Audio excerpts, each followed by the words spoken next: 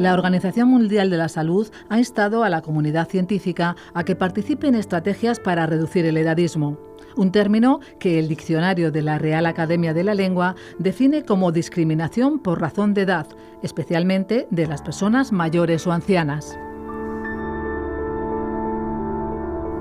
El edadismo está impregnado en nuestra cultura y en muchas ocasiones es difícil de reconocer, pero tiene efectos negativos en el bienestar, en la salud e incluso causa impacto económico y social. Una de las estrategias más eficaces para reducir el edadismo es la transmisión de información y conocimientos sobre el grupo de las personas mayores. Desde aquí queremos profundizar en la imagen de las personas mayores para difundir y promover una visión positiva, diversa y realista de la vejez y el envejecimiento, con un ciclo de programas de radio propuesto por las profesoras de la Facultad de Psicología de la UNED y miembros del Grupo de Investigación Bienestar a lo largo del ciclo vital, María Ángeles Molina y Virginia Fernández. En esta ocasión vamos a hablar sobre qué es el edadismo y conoceremos ejemplos de actuaciones desde el ámbito científico y cuáles han sido sus resultados. Todo ello con la ayuda de otra experta, Gloria Fernández Mayoralas, del Consejo Superior de Investigaciones Científicas. Vamos a compartir juntos un espacio para hablar de un tema necesario y muy relevante, el edadismo. Yo soy Virginia y estoy aquí con mi compañera María Ángeles. Hola, María Ángeles. Hola, Virginia. Y somos profesoras de la Facultad de Psicología.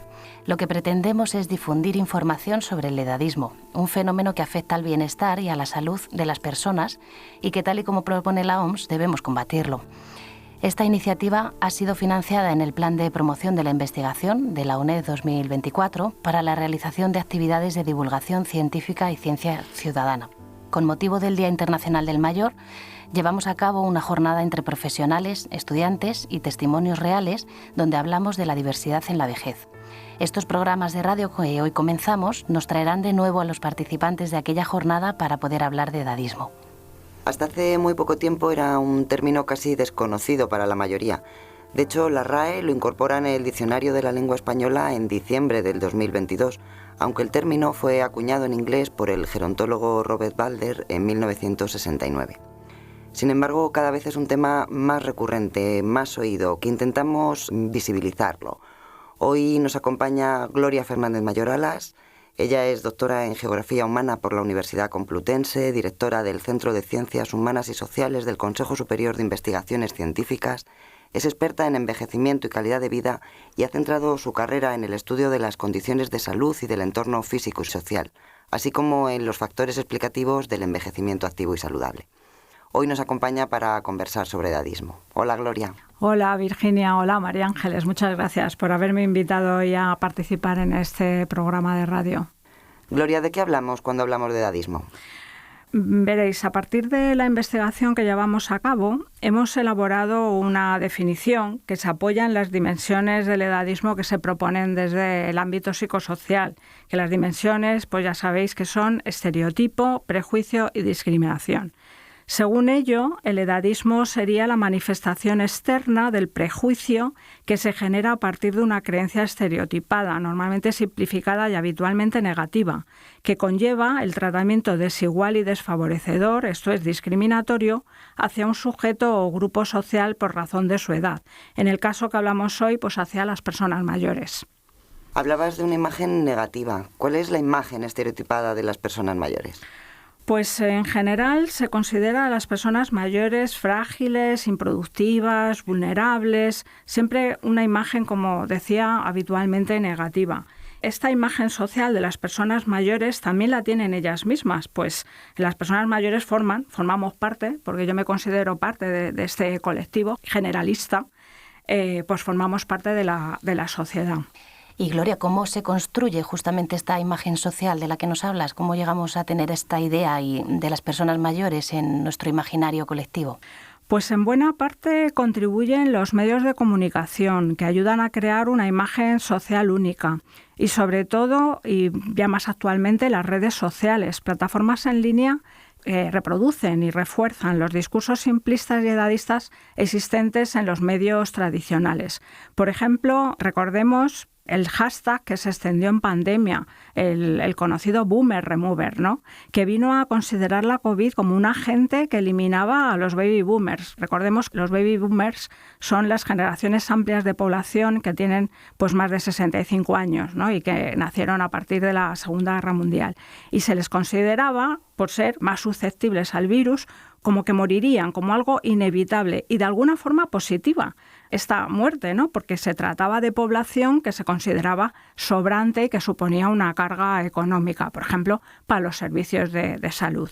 Gloria, habéis estado investigando sobre los contenidos que se transmiten a través de los medios de comunicación. ¿Qué habéis encontrado? Hemos analizado también en el curso de nuestra investigación, hemos analizado los contenidos del programa Juntos Paso a Paso y la sección que tiene de Palabras Mayores. Es un programa en Radio Nacional de España y encontramos contenidos en negativo, contribuyendo a la formación de este estereotipo, ¿no? Por ejemplo, como decían, Juntos Paso a Paso de Radio Nacional de España, que es un programa tradicional de radio, la imagen de las personas mayores durante la pandemia comenzó siendo una imagen de aislamiento, abandono, fallecimientos. Es verdad que luego, posteriormente, se fue modificando a un tratamiento más positivo y ya se incluían propuestas de mejora y aprendizaje a partir de precisamente de la pandemia, y también se hablaba ya de la aplicación de un nuevo modelo residencial que convirtiera las residencias de personas mayores en lugares más humanos ante situaciones de estrés sanitario. Por lo que respecta a la autoimagen que tienen las personas mayores, precisamente en la sección de Palabras Mayores del mismo programa de Radio Nacional de España, que está en antena desde 2008, pues hemos encontrado referencias, sobre todo en los primeros años, referencias a la discapacidad, ¿no? O sea, se asociaba de alguna manera el ser mayor con tener discapacidad. También encontrábamos manifestaciones inconscientes o no intencionadas de edadismo implícito o la autoconciencia de invisibilización social y soledad. Esto, como digo, los propios mayores en sus discursos, en sus comentarios. Pero también es verdad que en programas más recientes ya hemos encontrado referencias no edadistas, sobre todo en términos de la necesidad que las personas mayores tienen de su desarrollo personal. De manera que el estereotipo, aunque habitualmente es negativo, como he comentado antes, pues puede también tener una dimensión positiva, y ahí los medios pueden contribuir también a poner de relieve la capacidad, las capacidades de las personas mayores, su capacidad de desarrollarse personalmente, la competencia y las capacidades que tienen. En este sentido, y bueno, precisamente por esto último, ¿no? Los datos que nos traes, sabemos que la investigación justamente sobre personas mayores revela pues que la realidad de las personas mayores dista de esa imagen tan negativa que nos has ido describiendo, ¿no? ¿Esto es así? Pues sí, efectivamente. Los estereotipos sobre la vejez y el envejecimiento suponen generalizaciones simplistas que reducen y distorsionan la realidad, que se aplican al conjunto de las personas mayores sin considerar la enorme variabilidad individual, y se olvidan además que se trata de un grupo heterogéneo, como demuestra pues la investigación, no solamente la nuestra, sino en general las investigaciones que se realizan sobre condiciones y calidad de vida de las personas mayores.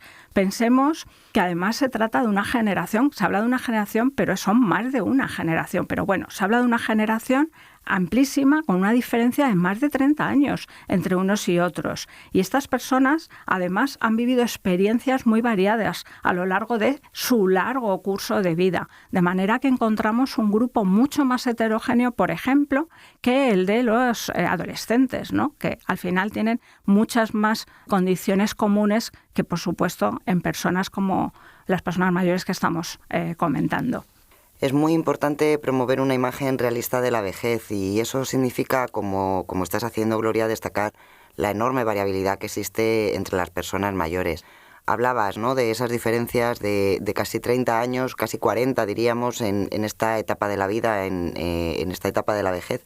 Pero también, por ejemplo, las formas de convivencia varían más entre las personas mayores que en otros grupos de población, pudiendo encontrar personas que viven en vivienda familiar, en la comunidad, solos o con sus familias, en vivienda colaborativa. Estas iniciativas, ¿no?, que han surgido de mayores que se asocian y que construyen sus propias viviendas o en residencias, ¿no? que es un lugar tradicionalmente asociado a personas mayores cuando necesitan cuidados de larga duración. Son opciones distintas de hogares diferentes para personas mayores. ¿Cambia la imagen de las personas mayores en función de estos contextos? Totalmente. Las personas mayores tienen una autoimagen diferente según en el entorno en el que residen. Yo voy a hablar de 3 categorías, porque has comentado sobre formas de convivencia y las formas de convivencia son muy diferentes. Puedes vivir solo, puedes vivir en pareja, puedes vivir aún con tus hijos, pero bueno, me voy a centrar solo en vivienda familiar, en vivienda colaborativa, que comentaré luego en qué consiste, y en residencias de mayores. Pero decía, sí, es completamente diferente la autoimagen que pueden tener las personas según el entorno en el que viven. Así, por ejemplo, para quienes residen en vivienda familiar, esto es, personas que viven en su comunidad, en sus propios domicilios o en domicilios de sus hijos, pero que están viviendo, digamos, en su barrio, en su municipio. Bien, su autoimagen se apoya en sus capacidades, en sus competencias, en su desarrollo personal y en su utilidad. La participación, por ejemplo, se desarrolla en forma de voluntariado. Es importante la red social. Los factores psicológicos, a su vez, refuerzan esta autoimagen que tienen de desarrollo personal. Y además ese mapa, ¿no?, de imagen, de autoimagen, incluye además los cuidados en la base de esta autoimagen que tienen de utilidad hacia su familia y su red social. Por contraponerlo, pero aunque está cerca, porque al final son viviendas que también están en la comunidad, encontramos las personas que viven en vivienda colaborativa. Estos los famosos cohousing. ¿Qué son estas viviendas? Pues son viviendas donde un conjunto de personas se une para vivir en comunidad en torno a un proyecto de vivienda común y autogestionada. Entre todos diseñan el espacio de acuerdo a las necesidades que tienen como colectivo. Entonces tienen sus hogares independientes, pero luego tienen unas zonas compartidas como la cocina, el comedor, las zonas verdes, áreas de ocio, etc. Bien, en este tipo de entornos ya podemos suponer que como son desarrollados por ellos mismos, pues digamos que tenemos un paso más allá, ¿no?, en este tema del desarrollo personal. Y como decía, en este tipo de alojamientos su autoimagen se apoya, si queremos verlo así, aún más en sus competencias, como decía, en su desarrollo personal y también en su utilidad en el sentido ya no tanto hacia la familia, sino hacia esa red social que han generado como colectivo. Decía, la red social, los factores psicológicos sustentan esta autoimagen y para ellos, en concreto, además, el entorno físico y su buena valoración de ese entorno que han construido como colectivo, pues se encuentra también en la base de la imagen que tienen como desarrollo personal. Sin embargo, por lo que se refiere a las residencias de mayores, aquí su autoimagen puede ser obviamente positiva o negativa, también marcada por factores psicológicos, pero es el único entorno donde destaca una imagen negativa vinculada a la carga que ellos tienen hacia su familia, hacia su red familiar. Es también el único entorno donde aparece la imagen de género, a su vez asociada a una imagen negativa. Pensemos que la mayoría de los residentes, de las personas que viven en residencias de cuidado de larga duración, pues además son mujeres, ¿no? En definitiva, por cerrar un poco el tema y dar una idea que quede clara, ¿no?, para los oyentes, quienes habitan en vivienda familiar y hacen uso de los centros de mayores o participan en voluntariado, además de quienes residen en viviendas colaborativas, muestran una imagen de sí mismos más positiva, más competente, vinculada al, qué palabra más fea, el empoderamiento personal, pero al final es eso, que tienen poderío personalmente y que están más satisfechos e incluso tienen de sí mismos una idea menos estereotipada. Mientras que las personas mayores en residencias pues cuestionan su autoimagen y tienden, desgraciadamente, a excluirse de la vida y de las actividades cotidianas que también se realizan en esos entornos. La verdad que nos has dejado ejemplos perfectos, ¿no?, de esa diversidad, de esas diferencias que pueden influir en los distintos ámbitos donde residen las personas mayores. Entonces, claro, si no reconocemos esa diversidad o no reconocemos esa heterogeneidad, podemos caer en esas conductas edadistas. ¿Qué impacto tiene? ¿Qué consecuencias se derivan de ello en este sentido, Gloria? Sí, pues a ver, por su misma definición, que no se nos olvide, edadismo significa discriminación por edad y, por tanto, la consecuencia más visible se puede encontrar en la pérdida o menoscabo de los propios derechos de las personas. Ya aquí no pongo mayores, en general, discriminación es pérdida de derechos. Y esa es la consecuencia principal. ¿Nos puedes poner algún ejemplo en concreto, Gloria? Pues a ver, voy a concretar hablando de los principios a favor de las personas de edad que se adoptaron en la Asamblea General de Naciones Unidas en 1991 y que aparecen más tarde como parte del marco de actuación del envejecimiento activo que desarrolló, que propuso la Organización Mundial de la Salud, y que tienen como objetivo el reconocimiento del derecho igualitario de las personas mayores a 5 principios fundamentales. El ser independientes, por ejemplo, tener la oportunidad de trabajar, no se nos olvide, y de seguir trabajando a partir de una edad, o tener acceso en general a la posibilidad de obtener ingresos. El hecho de que una persona, por ley, tenga que dejar de trabajar a una cierta edad, pues le estás impidiendo que pueda tener acceso a unos ingresos más altos, porque obviamente todos sabemos que las pensiones son más bajas.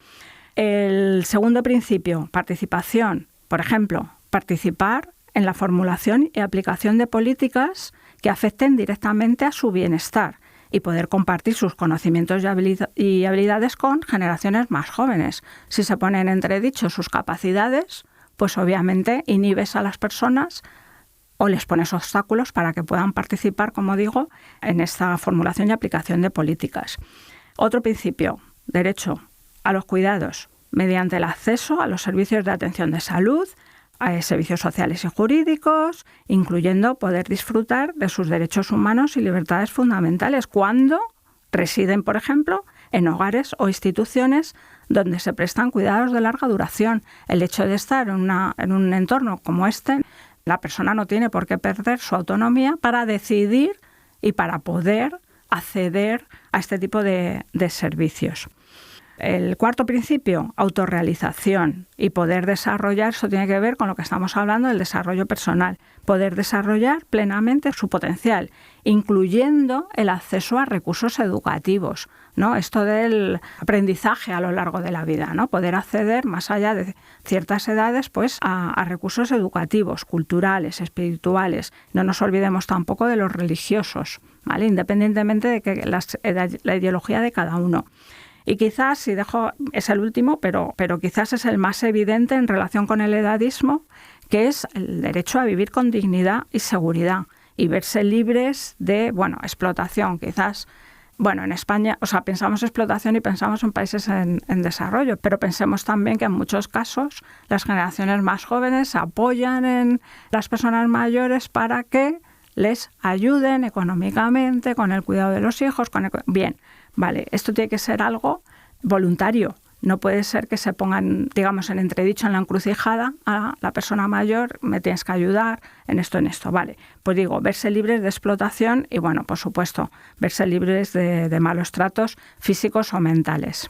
Un modo de reducir el edadismo es transmitir esta imagen realista, diversa de la vejez con multitud de aspectos positivos. Pero también otra de las intervenciones más eficaces es el contacto intergeneracional. Pues sí, mira, nosotros participamos en la iniciativa de divulgación científica por la igualdad que se denomina Ciencia en el Barrio y que desarrolla el CSIC en el ámbito de cultura científica y ciencia ciudadana. Tuvimos la oportunidad de organizar una serie de talleres intergeneracionales poniendo en relación a estudiantes de tercero y cuarto de la ESO con personas mayores que asisten a centros de mayores. Entonces se trataba de talleres en los que nosotras, como investigadoras, ofrecíamos una breve introducción sobre algunos conceptos relacionados con la vejez y el envejecimiento y a continuación realizábamos una práctica utilizando titulares y noticias en medios de comunicación. La clave de estos talleres contra el edadismo era que ambos grupos, jóvenes y mayores, colaboraban en un mismo objetivo. Eso es intergeneracionalidad. No es que pongas juntas a personas de distintas generaciones, pero cada uno en un extremo de la mesa y no se miren. No, se tiene que buscar un objetivo común. En este caso, se trataba de analizar los titulares y las imágenes de medios de comunicación, viendo si eran o no edadistas y cómo podían mejorarse. Así, pues en el desarrollo del taller, pues al principio se podían mirar con un poquito de reticencia, pero luego resultaron más importantes las competencias que tenían cada uno, mucho más importantes que su edad, y las habilidades que tenían, pues era lo que permitía alcanzar el objetivo del taller, que al final era pues resolver la tarea que se les proponía. Y los propios mayores, Gloria, ¿cómo pueden escapar justamente ellos de su propio edadismo, de su edadismo hacia ellos? Pues aquí la clave es la participación. Así, una buena experiencia es la implicación de las personas mayores en programas de participación donde ellas mismas sean protagonistas. Y este es el caso que nos encontramos en De Mayor Crea, una iniciativa intergeneracional que incluye personas con 50 y más años y que, pues al hilo de nuestra investigación, evaluamos desde una perspectiva psicosocial, encontrando que este tipo de iniciativas pues ayudan a reducir el estereotipo precisamente al mostrar modelos incongruentes con la imagen social de las personas mayores, lo que al final favorece también la eliminación del edadismo autopercibido. Precisamente Manolo Gómez, impulsor de la iniciativa de Mayor Crea, también nos acompaña por teléfono esta mañana. Gracias por atendernos, Manolo, y brindarnos la oportunidad de conocer desde tu experiencia cuál es la imagen de sí mismas cuando algunas personas mayores se encuentran con esta iniciativa por primera vez. Nada, gracias a vosotros. Cuéntanos, ¿cuál es la imagen de sí mismas cuando algunas personas mayores se encuentran con esta iniciativa por primera vez? Lo que hemos podido constatar en las 8 ediciones que llevamos haciendo este programa en Coruña, luego hemos desarrollado también alguno en el rural y en otras zonas. Y me olvidaba, efectivamente, el proyecto europeo, que hemos estado en Italia y Francia.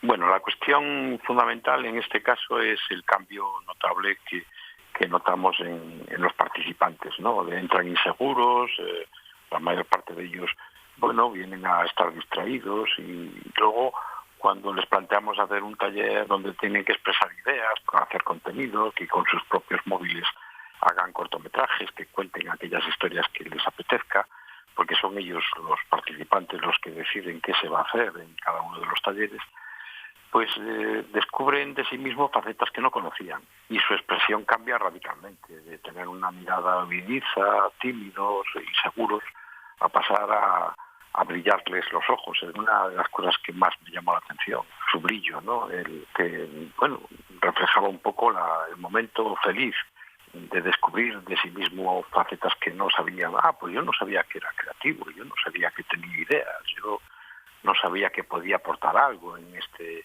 universo, ¿no?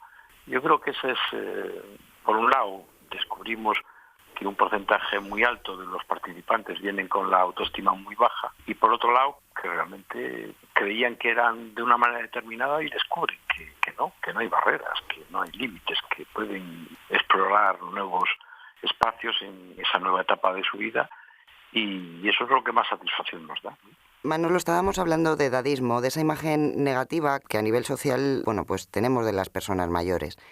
Hay un edadismo autoinfligido, hay una imagen negativa que también los mayores interiorizan, ¿no?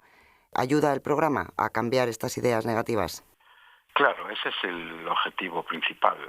Básicamente, nuestro objetivo inicial era favorecer e impulsar la creatividad para que la gente tuviese una vida con nuevos alicientes y luego descubrimos que donde estábamos dando en la diana era justamente en ese tema de que los medios de comunicación, en muchos casos la propia familia, y tú mismo vas interiorizando que para qué, ¿no? Que ya has perdido facultades, te sientes inseguro, cosas que antes no le dabas importancia, que no sabes dónde están las llaves o dónde te has dejado las gafas o lo que sea, empiezas a pensar que ya hay un deterioro.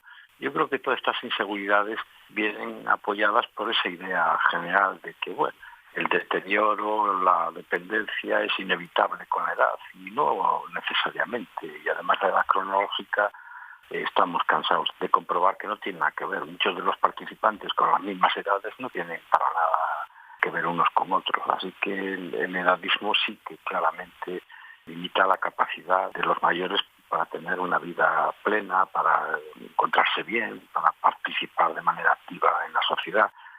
Y desde luego los medios no nos ayudan y las instituciones tampoco. O sea, consideran que ya somos clases pasivas, que lo único que nos toca es ir a cobrar la pensión y punto, y poco más, y en las familias muchas veces a ser cuidadores, y realmente nos estamos perdiendo la experiencia, el conocimiento de gente que puede ayudar de manera notable a muchas de las cosas que aún quedan por hacer, ¿no? A nivel económico, a nivel social, en todos los ámbitos. De Mallorcrea empezó siendo una iniciativa chiquitita y año tras año la vais haciendo cada vez más grande. Nos decías antes entornos rurales, proyecto europeo. ¿Dónde tienes el ojo para la próxima temporada? Bueno, el ojo sigue estando en el mismo sitio, quiere decir, realmente sigue siendo un proyecto experimental.